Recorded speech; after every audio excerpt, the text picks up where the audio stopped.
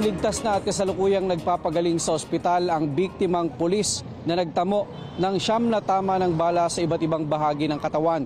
Kasalukuyan namang tinutugis yung 2 sospek sa nangyaring pagnanakaw at pamamaril. Pasado alas 8 ng gabi noong Biyernes, makikita ang lalaking nakadilaw na damit habang nakikipagkwentuhan sa barangay San Isidro sa Makati City.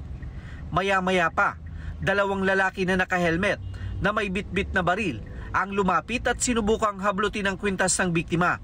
Hinabol siya ng 2 sospek at pagdating sa kalsada, dito na siya pinagbabaril. Bago tumakas, kinuha pa ng sospek ang kwintas, cellphone, wallet at ang baril ng biktima.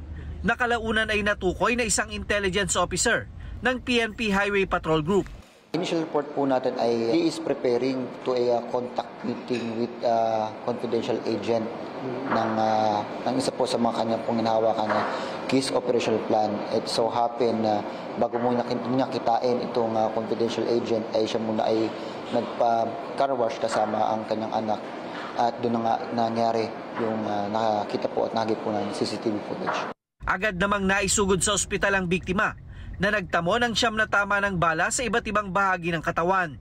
Nasa stable na kondisyon na siya at patuloy na nagpapagaling. Ligtas na rin ang security guard na tinamaan ng stray bullet sa katawan at sa paa. Sa ngayon, ang huli pong tip or information na nakuha po natin na na-identify na yung 2 suspect.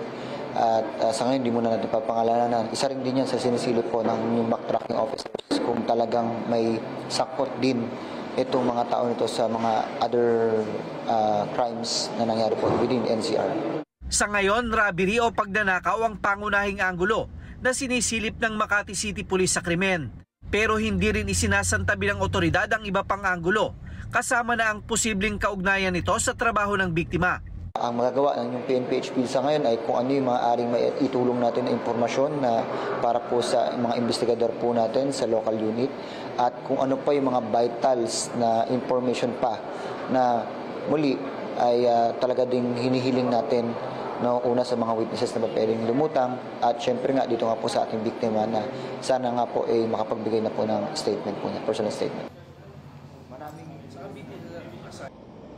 Alex, mahigpit ang koordinasyon ng PNP Highway Patrol Group dito sa Makati Police sa isinasagawa nilang investigasyon. At anuman yung mga impormasyon na maaaring makatulong ay agad nilang ipinagbibigay alam dito sa mga investigador ng Makati Police. At layon niyan na matukoy na nga yung tunay na motibo dito sa krimen at maaresto itong 2 tumakas na suspect. Alex. Okay, Mar, dito sa biktima, bilang isang intelligence officer ng isang sangay ng PNP, itong HPG, ano yung kanyang basic na trabaho dyan? Ano ang ini-intel niya para sa HPG?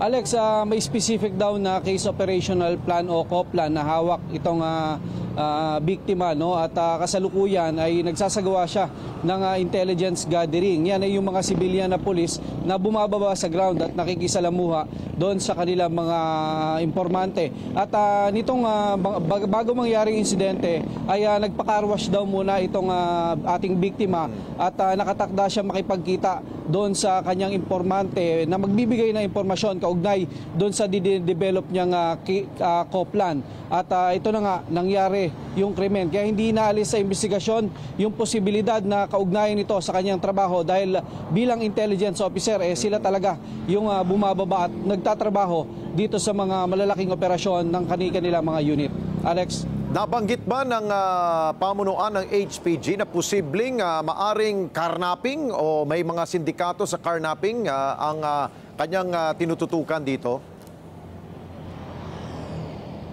Alex, yan yung mga possibly mga service-related na mga anggulo na hindi daw isinasantabi ng Highway Patrol Group. Dahil ang pinagtataka nila rito, kung talagang yun lang, yung pagnanakaw lang ang motibo, no?